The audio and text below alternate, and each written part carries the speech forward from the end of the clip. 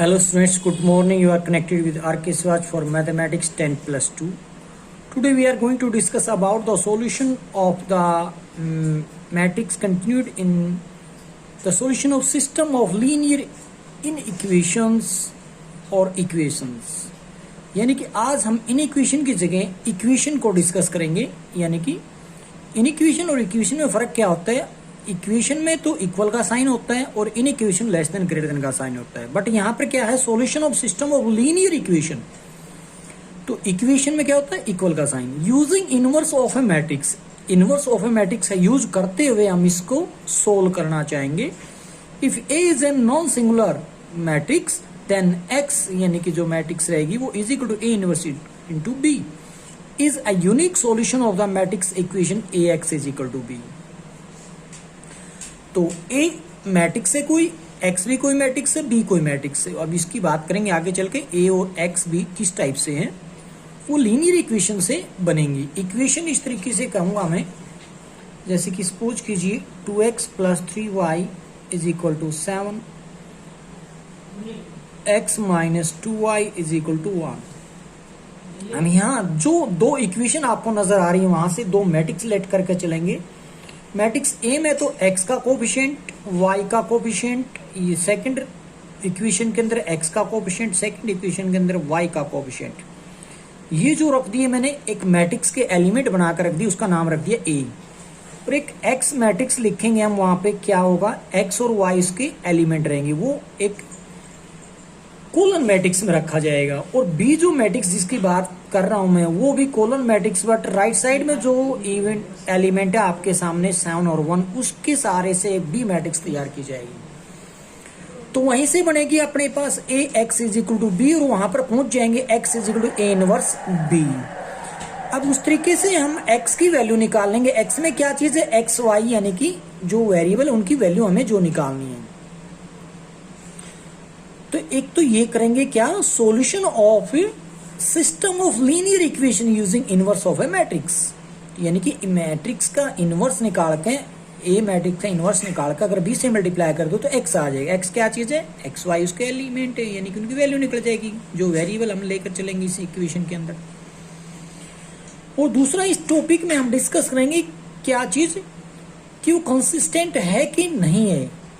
क्या, जैसे कि criterion for consistency of system of equations, जो इक्वेशन दे रखी हैं सिस्टम ऑफ इक्वेशन वो कंसिस्टेंस है या नहीं. अभी कंसिस्टेंट क्या होता है इस चीज को समझते हैं.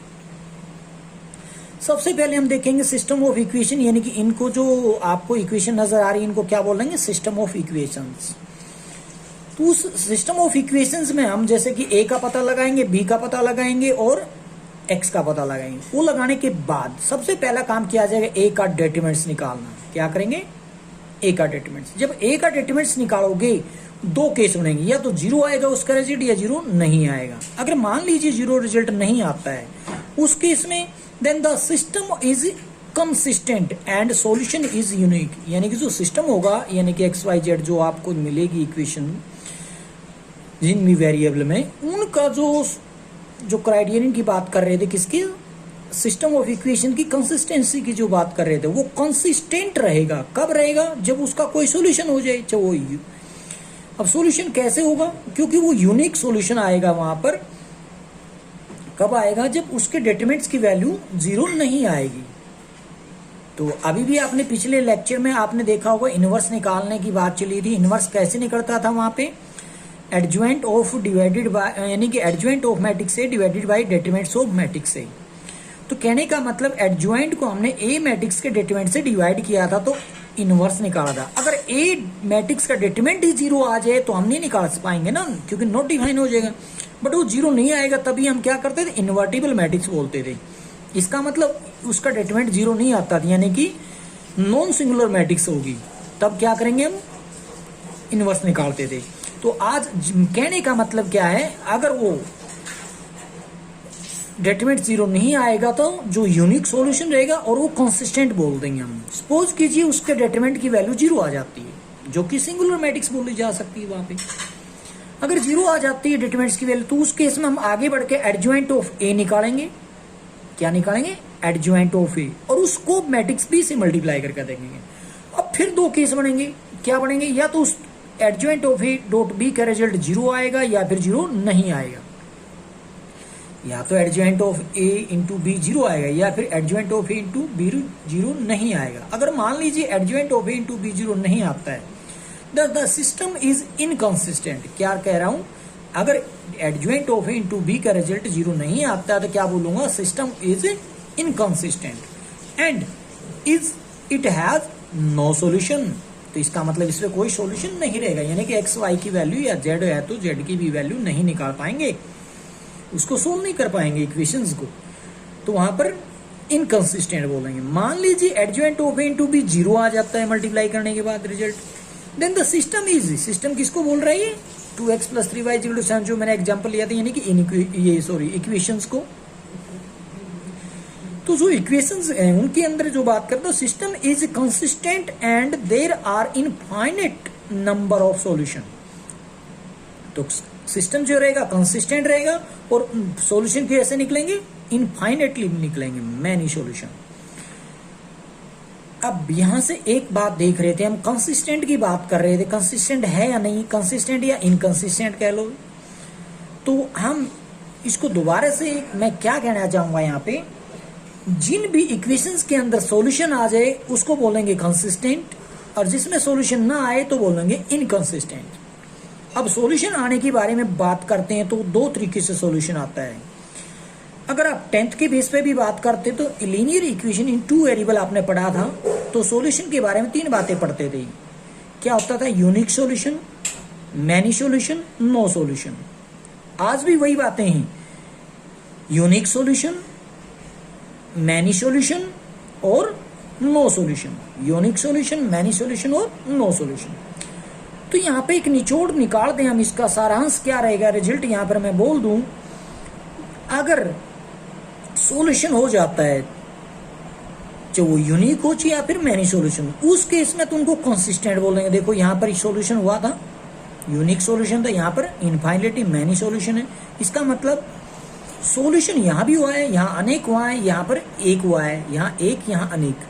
तो सॉल्यूशन होगा तो कंसिस्टेंट बोलेंगे, सॉल्यूशन नहीं होगा तो क्या बोलेंगे, इनकंसिस्टेंट। सॉल्यूशन नहीं था तो क्या बोला, इनकंसिस्टेंट। मतलब इनकंसिस्टेंट एक ही केस में आ रहा है, जब सॉल्यूशन नहीं होता है। और सॉल्यूशन कब नहीं होता है, जब adjoint of A into B zero नहीं आता है तो क्या बोलते हैं, नो सॉल्यूशन। उस केस में बोलेंगे इनकंसिस्टेंट। तो क्वेश्चन आपसे पूछा जा सकता है कि जो इक्वेशंस दे रखी होंगी उनका जो सॉल्यूशन रहेगा वो कंसिस्टेंट रहेगा सिस्टम या फिर इनकंसिस्टेंट रहेगा। तो उसके लिए डायग्राम से समझेंगे। सिस्टम ऑफ इक्वेशन में डेटरमिनेंट्स निकालते हैं, मैट्रिक्स का डेटरमिनेंट अगर जीरो आता है या फिर नहीं आता है, नहीं आता है तो कंसिस्टेंट बोलेंगे, वहां पर यूनिक सॉल्यूशन होता है। अगर डेटरमिनेंट जीरो निकल आता है तो वहां पर फिर हमें एक काम करना पड़ेगा, एडजॉइंट ऑफ ए निकाल कर उसको बी मैट्रिक्स से मल्टीप्लाई करेंगे। अगर उस केस में भी फिर दो रिजल्ट आ रहे हैं, या तो जीरो आएगा या फिर जीरो नहीं आएगा। अगर adjoint of A into B zero नहीं आ रहा है तो उस केस में बोलोगे कि कंसिस्टेंट नहीं है या फिर इनकंसिस्टेंट बोल सकते हो आप, और नो सॉल्यूशन बोलोगे। अगर adjoint of A into B zero आ जाता है तो system is consistent and infinite number of solution बोलते हैं। इन्हीं चीजों को, किनको, इनके सॉल्यूशन को समझने के लिए हम कुछ एग्जाम्पल ले रहे हैं। हम यहाँ पर क्या था, इसी तरीके से आगे बढ़ेंगे जैसे हमने बात की थी यहाँ पर कि unique solution of matrix equation ax = b है तो कैसे निकालते हैं ax = b। तो इस केस में मैंने क्या किया, a इनवर्स से प्री मल्टीप्लिकेशन की है, प्री मल्टीप्लिकेशन पहले a इनवर्स डाल दी, इधर भी। तो a इनवर्स से a को आप जानते होंगे आइडेंटिटी मैट्रिक्स हो जाती है, तो आज की चल का आइडेंटिटी इंटू, अब कहोगे यहाँ पर b नहीं है x है ये, तो a inverse into a x = a inverse b हुई है। a inverse b as it is चल रहा है, बट a इनवर्स से a कैंसिल होकर आइडेंटिटी मैट्रिक्स बन जाए। आइडेंटिटी इंटू x क्या होता है, x रह जाएगा। तो इसका मतलब x जो रहेगा वो क्या होगा, a इनवर्स को b से मल्टीप्लाई करने के बाद मिलेगा। इसी का सॉल्यूशन हम यहां पर देख पा रहे हैं।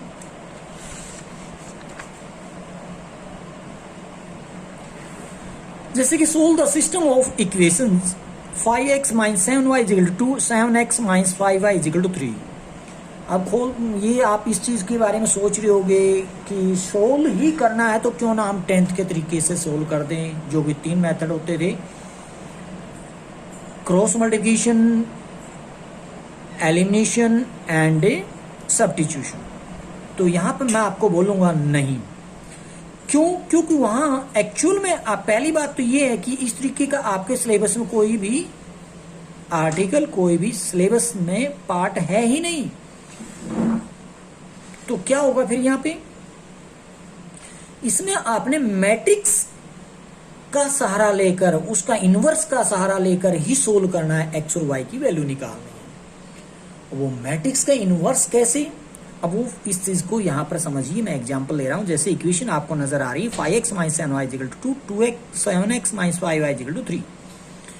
अब इसको सोल्व कैसे करेंगे? तो ये जो इक्वेशंस आपको नजर आ रही है, यहां से मैंने एक मैट्रिक्स ए निकाली, यहां से एक एक्स निकाली, यहां से एक बी मैट्रिक्स निकाली। कैसे निकाली वो देखिए। एक्स का कोफिशिएंट 5 था, वाई का कोफिशिएंट -7 है, एक्स का कोफिशिएंट 7 है, वाई का कोफिशिएंट -5 लिख दिया। यानी कि कोफिशिएंट ऑफ एक्स वाई जो थे वो मैंने एक मैट्रिक्स बना दी उन कोफिशिएंट ऑफ एक्स वाई, यानी कि वेरिएबल के कोफिशिएंट के सहारे से। जो उनकी पोजीशन है उसी के अकॉर्डिंग फर्स्ट इक्वेशन को फर्स्ट रो के अंदर डाल देंगे उनके कोफिशिएंट, सेकंड इक्वेशन से जो कोफिशिएंट आएंगे उसको सेकंड रो बना दूंगा मैट्रिक्स के। अब ए तो मैंने बता दी मैट्रिक्स कैसे आया, एक्स कोफिशिएंट वाई कोफिशिएंट, अगली बारी भी एक्स कोफिशिएंट वाई कोफिशिएंट यहां रख दिया। एक्स मैट्रिक्स किसको कह रहा हूं मैं यहां पे?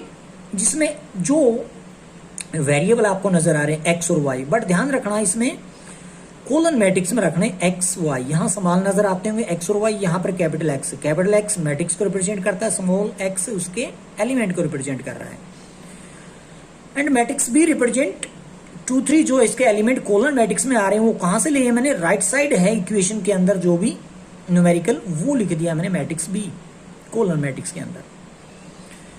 अब ए एक्स और बी मैट्रिक्स यहां से लिखने के बाद हमें क्या करना होगा? सबसे पहले हम निकालेंगे डेटरमिनेंट्स किसका? मैट्रिक्स ए का। अब ए का मैट्रिक्स का डेटरमिनेंट जो निकालने बैठे तो मिला हमारे को 24 जो कि 0 के इक्वल नहीं है। इसका मतलब ये सिंगुलर मैट्रिक्स नहीं है। अगर ये मैट्रिक्स सिंगुलर नहीं है तो इसका मतलब इसका इनवर्स एग्जिस्ट हो सकता है, तो इसलिए मैंने लिख दिया ए इनवर्स एग्जिस्ट कर रहा है।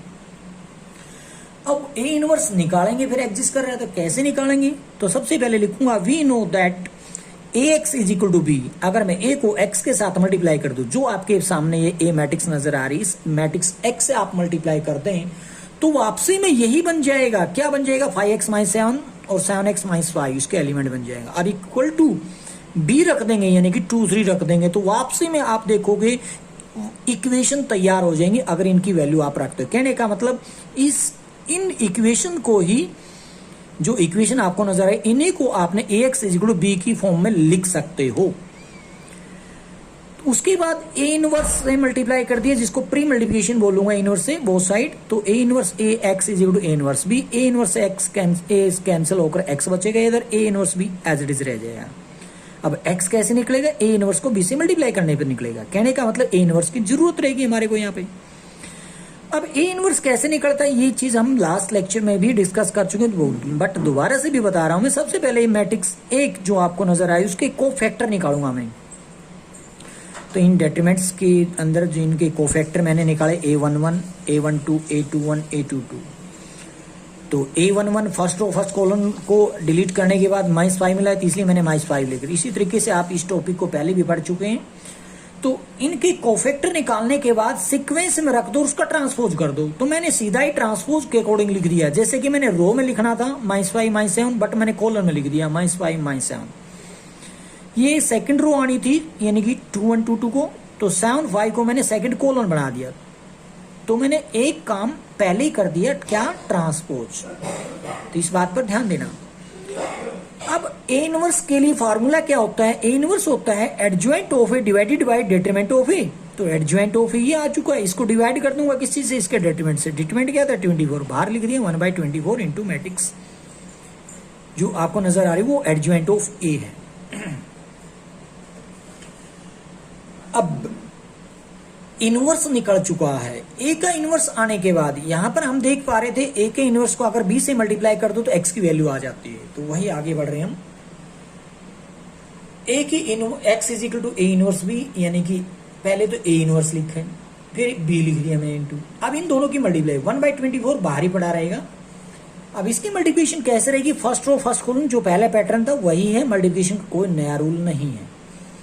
तो -10 प्लस के 21 तो लिख दिया, और 1/24 पहले ही रखा रहेगा एज इट इज, इस पे कोई चेंज नहीं आना है। सेकंड रो फर्स्ट कॉलम जाएगा तो -14 प्लस के 15 ये रहा। अब यहाँ पे 1/24 एज इट इज, इसका बैलेंस 11 है तो इसका बैलेंस 1 है।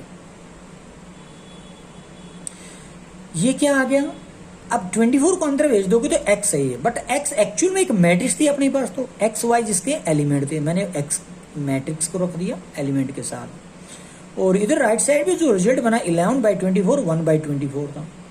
अब दो मैट्रिक्स इक्वल कब होती, ये भी आपने मैट्रिक्स चैप्टर में पढ़ा था, जब उनके ऑर्डर सेम होंगे और उसके कॉरस्पॉन्डिंग एलिमेंट सेम होंगे तभी दो मैट्रिक्स सेम हो सकती है, इक्वल हो सकती है। तो दो मैट्रिक्स इक्वल दे रखी थी, इसका मतलब कॉरस्पॉन्डिंग एलिमेंट इक्वल रहेगा। तो इसका मतलब मैं लिख दूं सीधे सीधे x is equal to 11/24 and y is equal to 1/24, तो लिख दिया। Hence x is equal to 11/24, y is equal to 1/24। यही तो पता लगाना था, यही तो था सॉल्यूशन किस चीज का, सिस्टम ऑफ इक्वेशंस, यानी कि जो सिस्टम ऑफ इक्वेशंस दे रखी थी इनका सॉल्यूशन हमने क्या कैसे किया, ना क्रॉस मल्टीप्लिकेशन से, ना एलिमिनेशन से, ना सब्स्टिट्यूशन से, मैट्रिक्स मेथड का यूज करते हुए इनवर्स मैट्रिक्स कह लो या इनवर्स का सहारा लेकर इसको सोल्व किया है। पूरी एक्सरसाइज इसी की तरह आगे चलने वाली है, कोई नया काम मैं नहीं करने वाला हूं इसके अंदर। तो जिस बच्चे को एक सम ढंग से समझ आ जाएगा तो मैं तो कहता हूं पूरी एक्सरसाइज उसको समझ आ जाएगी। कोई नई चीज है नहीं, सारा का सारा यही पैटर्न चलने वाला है। अब दूसरा क्वेश्चन उठाकर दिखाता हूं। इक्वेशन दे रखी है 5x + 2y = 4, 7x + 3y = 5, दो इक्वेशन दे रखी है। तो इस इक्वेशन जो नजर आ रही है तो कहता है the given system of equation can be express in the form of matrix. इस इक्वेशन जो नजर आ रही इनको मैं मैट्रिक्स के अंदर किस तरीके से एक्सप्रेस कर सकता हूं, ax = b। अब a कौन है, x कौन है, b कौन है, तो मैं यहां बता रहा हूं a अपने पास ये मैट्रिक्स हो, b अगर ये मैट्रिक्स हो और b यहां पर है और x मैट्रिक्स ये हो, तो a को और x को अगर वापस मल्टीप्लाई कर लो, b के इक्वल रख दो, वापसी में यही इक्वेशन बन जाएंगी। मतलब कहने का ये इक्वेशन को आप इस तरीके से लिख सकते हो, किसके, ax = b के अकॉर्डिंग। ठीक है जी। अब हमें तो x की वैल्यू निकालनी, आप जानते हैं x कैसे निकलता है, तो x यहां से निकालोगे तो a इनवर्स इंटू b होता है। अब जरूरत क्या पड़ेगी, a का इनवर्स, बट a का इनवर्स डायरेक्टली तो निकलता नहीं है, पहले हमें कोफैक्टर चाहिए, उसके बाद एडज्वाइंट बनाएंगे, एडज्वाइंट बनाने के बाद उसको डेटरमिनेंट से डिवाइड करेंगे।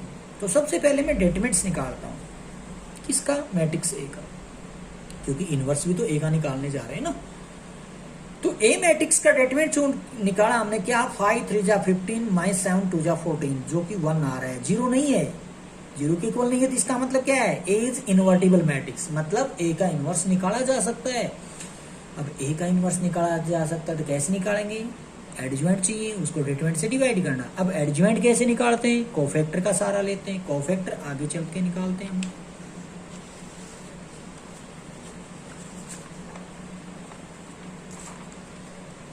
तो यहां पे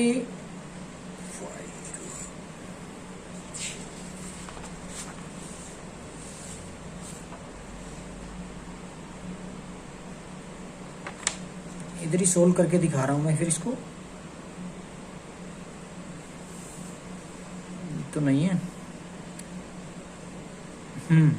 यहीं पे है, ये इधर रखा मैंने। अब आप देखोगे सीक्वेंस इसका, तो क्या निकालने की बात कर रहा था मैं, कोफैक्टर। तो ये मैंने जो बोल दिया आपको कि एक डेटरमिनेंट्स निकाला तो 0 नहीं है, तो बोल सकते हैं so A is non singular matrix, hence the system has a unique equation by x = a inverse into b। यानी कि इन्वर्टिबल मैट्रिक्स है ए। तो इसके कोफैक्टर की बात कर रहा था मैं, A11 निकालता हूं तो A11 यानी कि फर्स्ट रो को और फर्स्ट कॉलम को छोड़ देंगे तो 3 आ रहा है, मैंने भी 3 लिख दिया।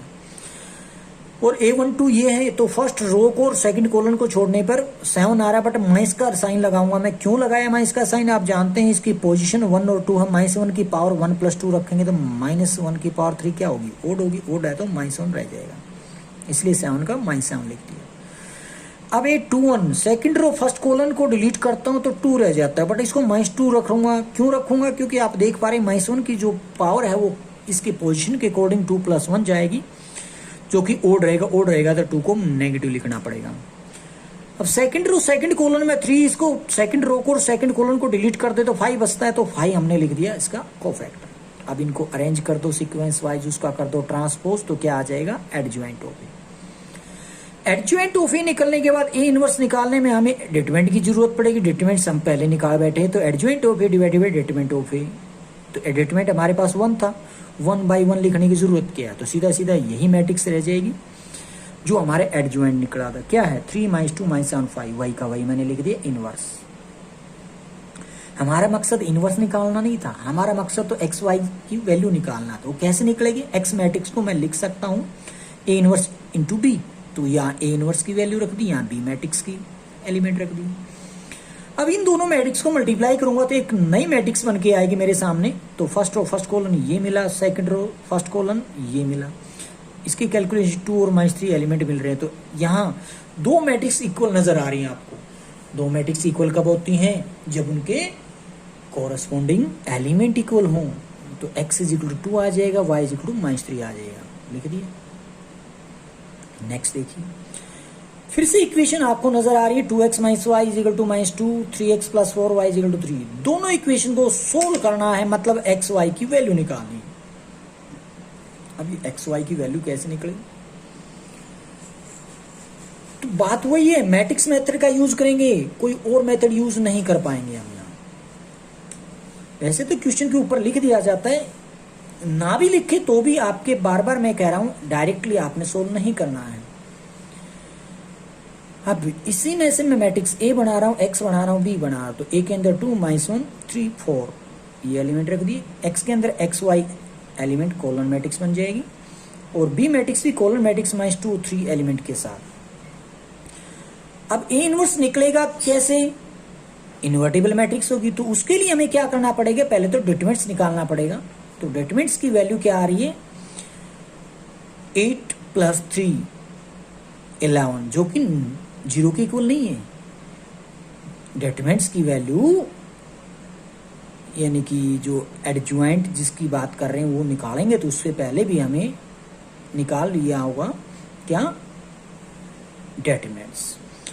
तो मैट्रिक्स ए के डिटरमिनेंट की वैल्यू 11 आ रही है, जो कि 0 के बराबर नहीं है, तो इसका मतलब ए इज इन्वर्टिबल मैट्रिक्स। तो बोल रहे थे हम क्या इनवर्स निकलेगा, बिल्कुल निकलेगा। तो उसने किसने बताया इनवर्स निकलेगा, ए के डिटरमिनेंट जो आया 11 उसने बताया, जो कि 0 के इक्वल नहीं है।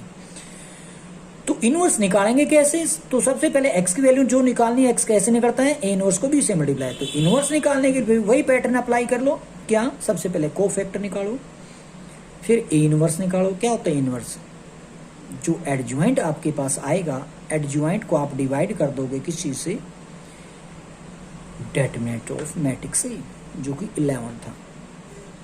अब ये एडज्वाइंट कैसे निकाला हमने, वही सिस्टम पहले जैसा ही, क्या था, एडज्वाइंट ऑफ मैट्रिक्स ए क्या होता है, एक्चुअल में A11 A12 A21 A22 ये कोफैक्टर मैंने लिख दिए इनकी पोजीशन के साथ। इसका करना पड़ेगा ट्रांसपोज, या फिर डायरेक्टली आप ऐसे रख सकते हो, A11 A21, इसका ट्रांसपोज कर रहा हूं और कुछ नहीं, A12 A22।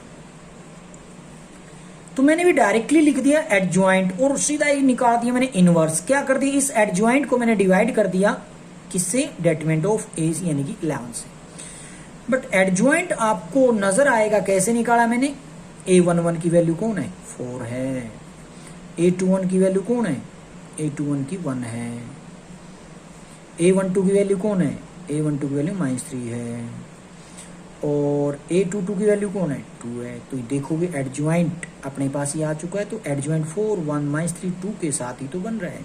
अब इसको जैसे ही मैं डेटर्मिनेंट से डिवाइड करूंगा के तो क्या बन जाएगा A इनवर्स। अब A इनवर्स निकल चुकी है तो x हमें पता है कैसे निकलता है A इनवर्स इंटू बी से।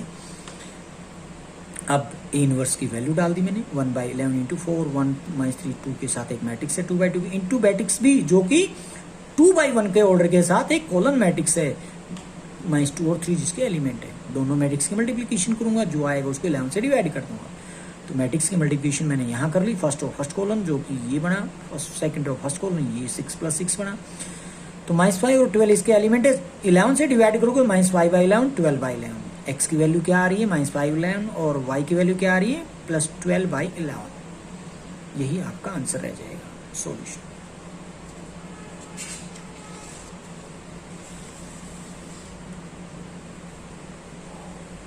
नेक्स्ट देखिए क्या है, मैट्रिक्स लिखने से पहले आपको इक्वेशन नजर आ रही होंगी, तो फिर से वही इक्वेशन से इसको सोल्व करना है। तो मैट्रिक्स ए मैंने बनाई इनके एक्स वाई के कोफिशिएंट के साथ, और एक्स मैट्रिक्स के अंदर एक्स वाई एलिमेंट डाल दिए मैंने जो कि वेरिएबल थे उसके।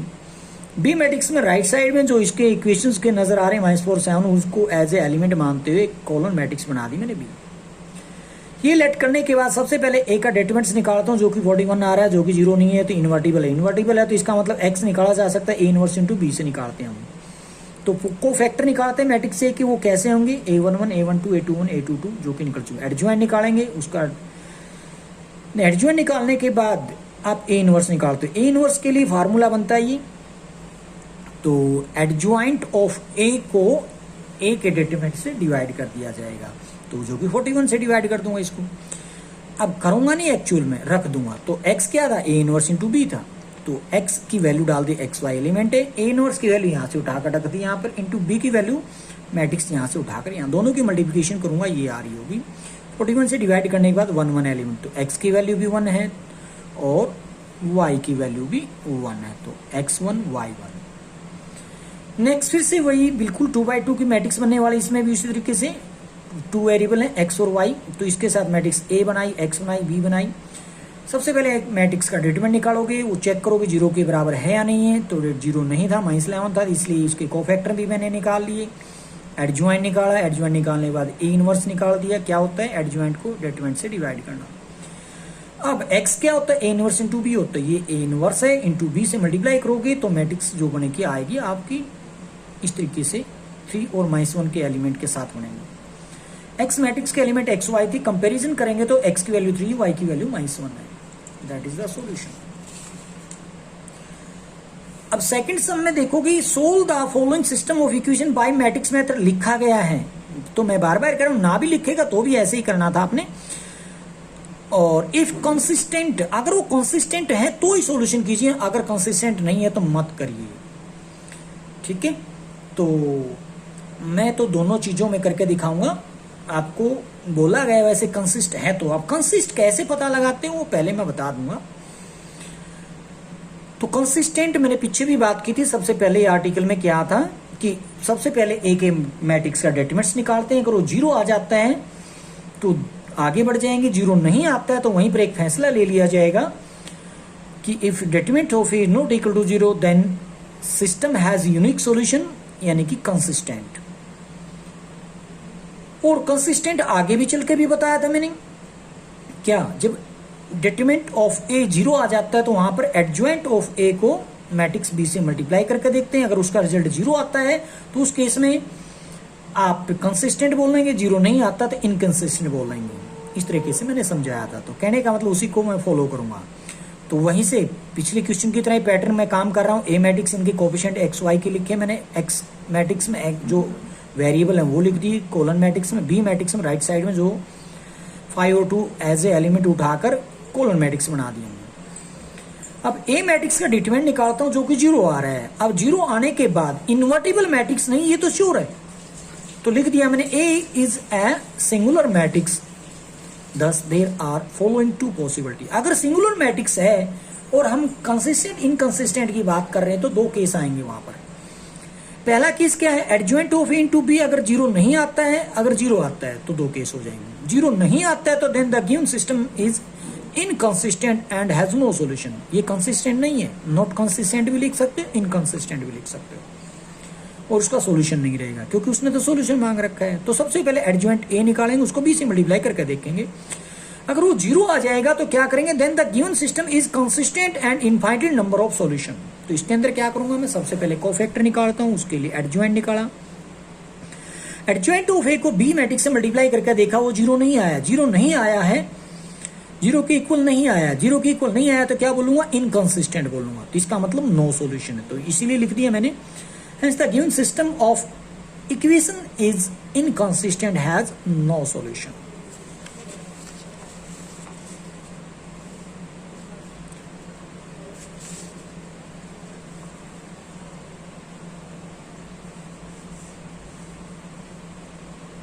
यहाँ पे और देखोगे एक एग्जांपल, जैसे इक्वेशन आपको नजर आ रही है 2x + 3y = 5, 6x + 9y = 15। तो उसी तरीके से सबसे पहले A matrix, X matrix, B matrix लिखेंगे। सबसे पहले ए मैट्रिक्स का डिटरमिनेंट निकालेंगे।